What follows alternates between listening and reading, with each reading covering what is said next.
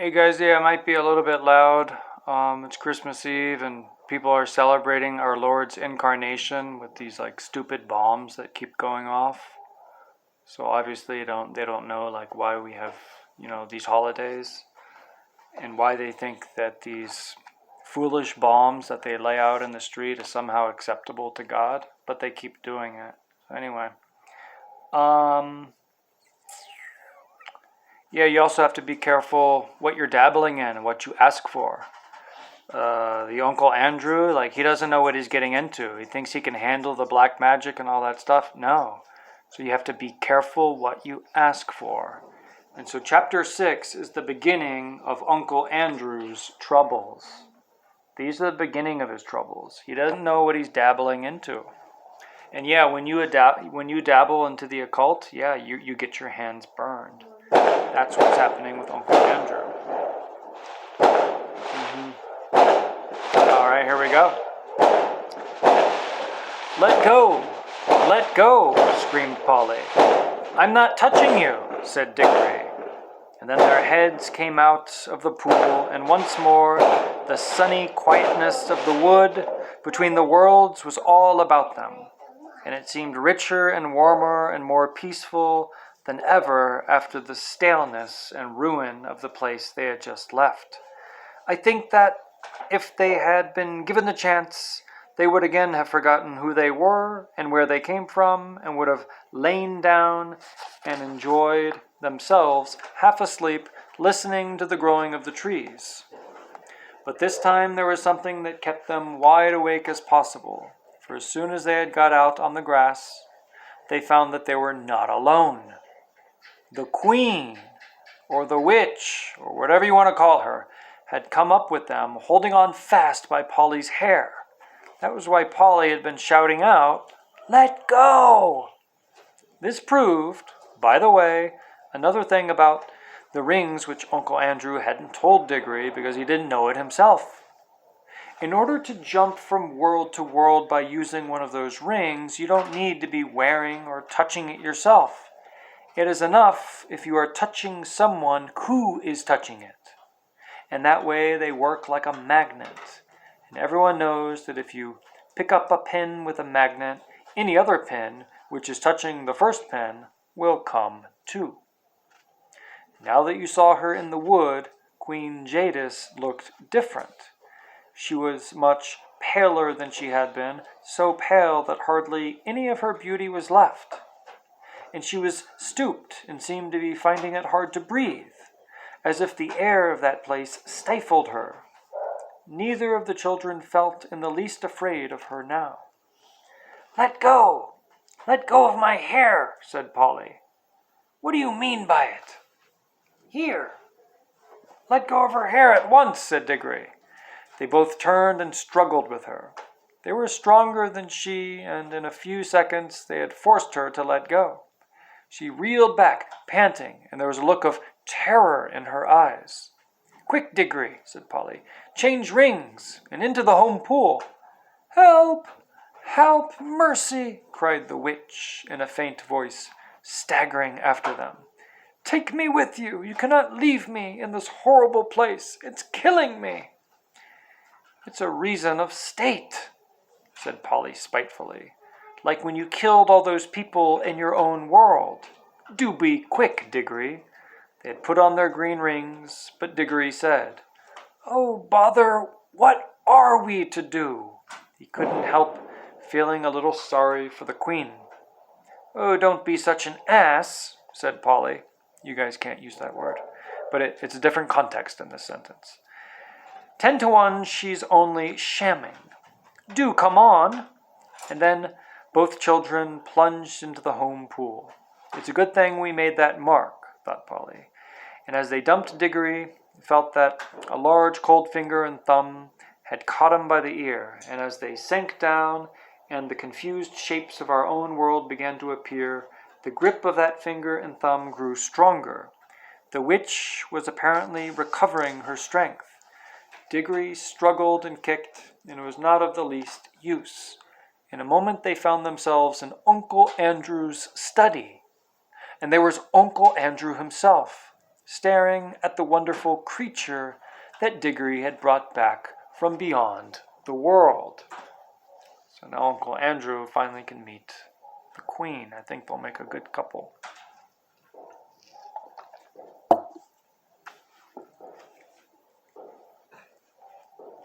And well, he might stare.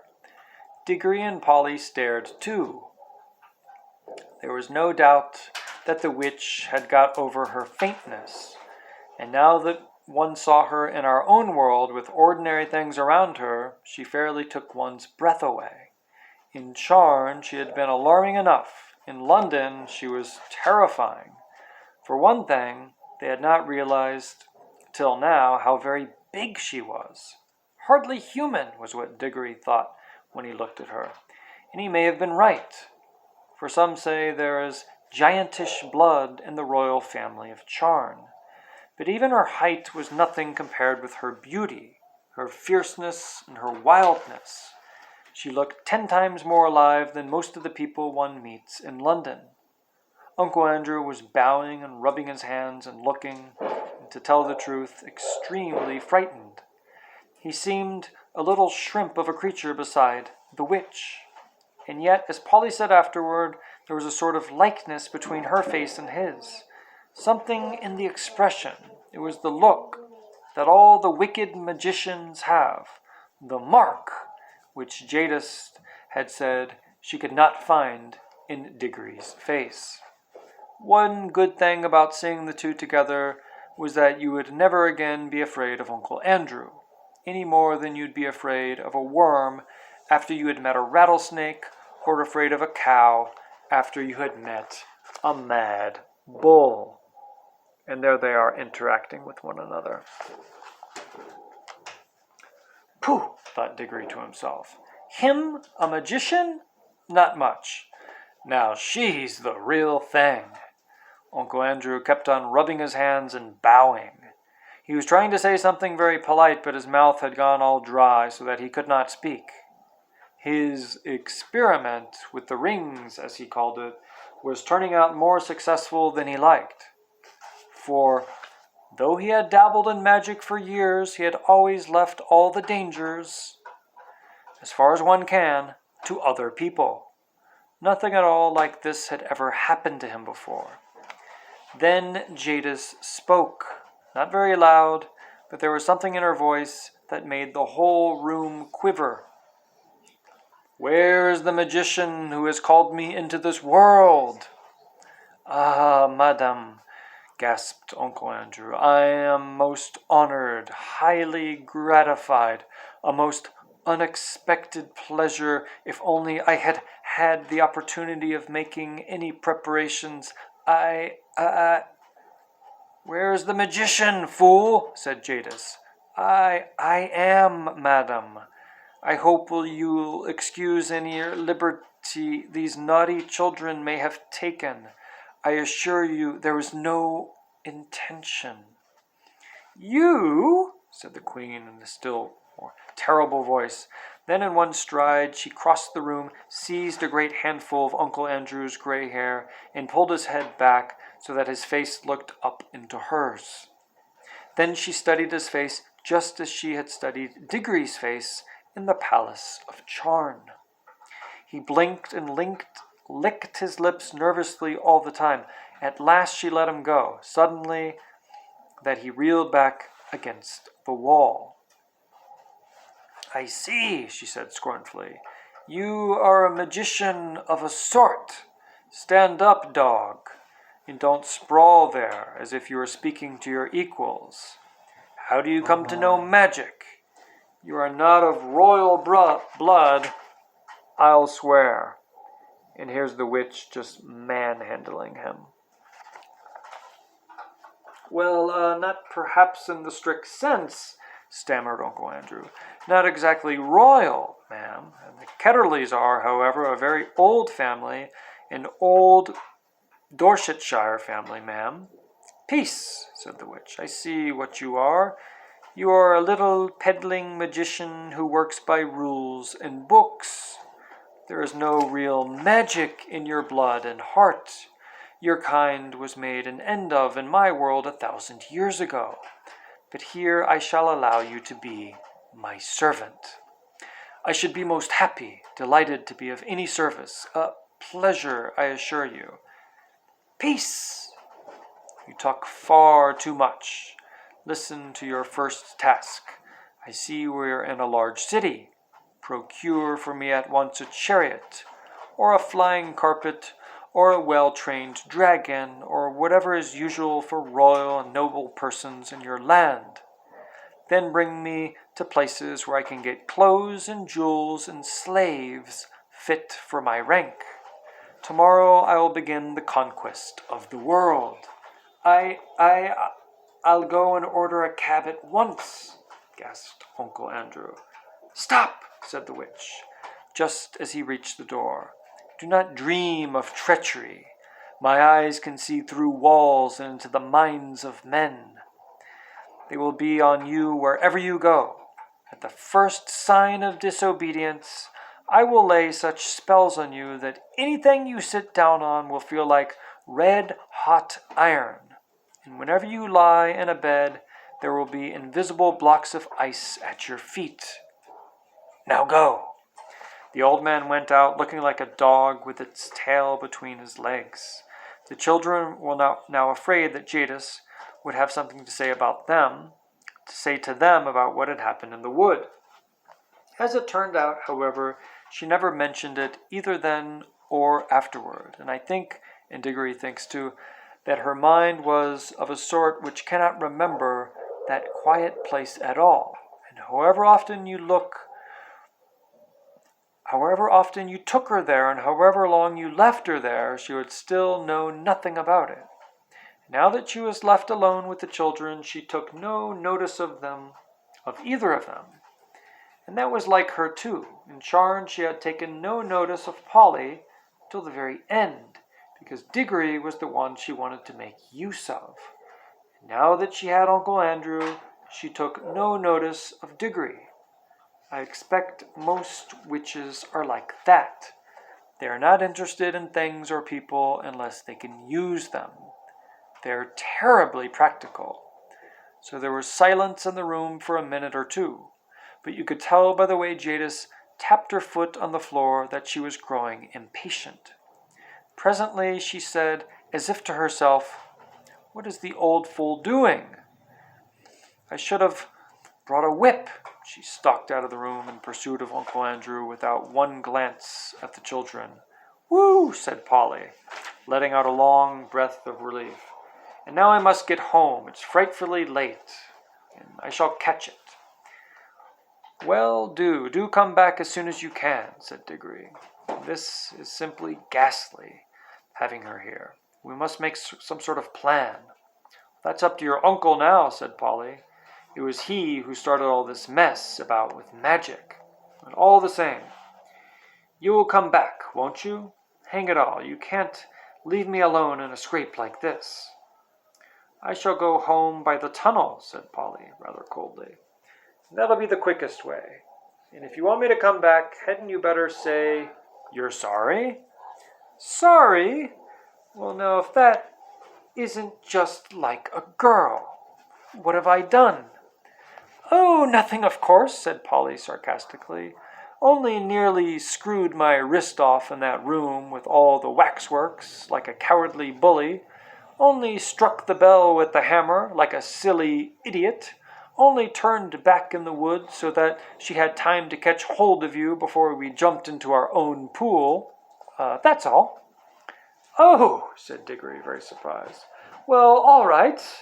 I'll say I'm sorry. And I really am sorry about what happened in the waxworks room. There, I said I'm sorry. And now, do be decent and come back. I shall be in a frightful hole if you don't." "I don't see what's going to happen to you. It's Mr. Ketterly who's going to sit on red-hot chairs and have ice in his bed, isn't it?" "It isn't that sort of thing," said Diggory. "What I'm bothered about is Mother. Suppose that creature went into her room. She might frighten her to death." "Oh, I see," said Polly in rather a different voice. "All right. We'll call it Pax. I'll come back, if I can, but I must go now. She crawled through the little door into the tunnel, and that dark place among the rafters, which had seemed so exciting and adventurous a few hours ago, seemed quite tame and homely now. We must now go back to Uncle Andrew. His poor old heart went a pit-pat as he staggered down the attic stairs, and he kept on dabbing at his forehead with a handkerchief. When he reached his bedroom, which was the floor below, he locked himself in, and the very first thing he did was to grope in his wardrobe for a bottle and a wine glass, which he always kept hidden there where Aunt Letty could not find them. He poured himself out a glassful of some nasty grown-up drink and drank it off at one gulp, and then he drew a deep breath. "Upon my word," he said to himself, "I'm dreadfully shaken, most upsetting, and at my time of life." He poured out a second glass and drank it too. And then he began to change his clothes. You have never seen such clothes, but I could remember them. He put on a very high, shiny, stiff collar of the sort that made you hold your chin up all the time, and he put on a white waistcoat with a pattern on it and arranged his gold watch chain across the front. He put on his best frock coat, the one that he kept for weddings and funerals, and he got out his best tall hat and polished it up. There was a vase of flowers, put there by Aunt Letty, and on his dressing table, and he took one and put it into his buttonhole. He took a clean handkerchief, a lovely one, such as you shouldn't buy today, out of the little left-hand drawer and put a few drops of scent on it. He took his eyeglass with the thick black ribbon and screwed it into his eye, and then he looked at himself in the mirror. Children have one kind of silliness, as you know, and grown-ups have another kind. At this moment, Uncle Andrew was beginning to be silly in a very grown-up way. Now that the witch was no longer in the same room with him, he was quickly forgetting how she had frightened him and thinking more and more of her wonderful beauty. He kept on saying to himself, "A damn fine woman, sir, a damn fine woman, a superb creature." He had also somehow managed to forget that it was the children who had got hold of this superb creature, and he felt as if he himself by his magic had called her out of unknown worlds.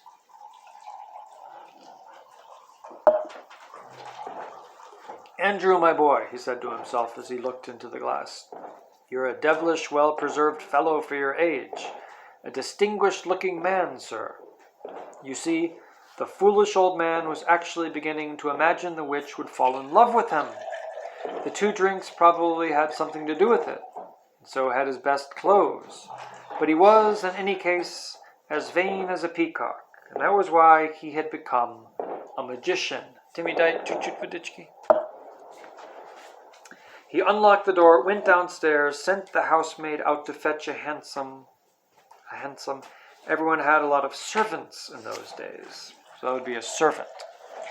And looked into the drawing room. There, as he expected, he found Aunt Letty. She was busily mending a mattress. It lay on the floor near the window, and she was kneeling on it. "Ah, Letitia, my dear," said Uncle Andrew, I've got to go out. Just lend me £5 or so." "There's a good Gel." Gel was the way that he pronounced girl. "No, Andrew dear," said Aunt Letty in her firm, quiet voice, without looking up from her work. "I've told you times without number that I will not lend you money." "Now pray don't be troublesome, my dear Gel," said Uncle Andrew. "It's most important. You'll put me in a deucedly awkward position if you don't." "Andrew," said Aunt Letty, looking him straight in the face, "I wonder you are not ashamed to ask me for money." There was a long, dull story of a grown-up kind behind these words. All you need to know about it is that Uncle Andrew, what with managing dear Letty's business matters for her, and never doing any work, and running up large bills for brandy and cigars, which Aunt Letty had paid again and again, had made her a good deal poorer than she had been 30 years ago. "My dear girl," said Uncle Andrew. "You don't understand. I shall have some quite unexpected expenses today. I have to do a little entertaining. Come now, don't be tiresome."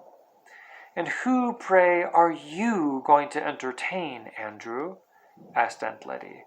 "A most distinguished visitor has just arrived." "Distinguished fiddlestick," said Aunt Letty. "There hasn't been a ring at the bell for the last hour." At that moment the door was suddenly flung open. Aunt Letty looked round and saw with amazement that an enormous woman, splendidly dressed, with bare arms and flashing eyes, stood in the doorway. It was the witch. So once again, C.S. Lewis's chapters are ending with an incredible amount of suspense. Sorry about the fireworks. It has nothing to do with the incarnation.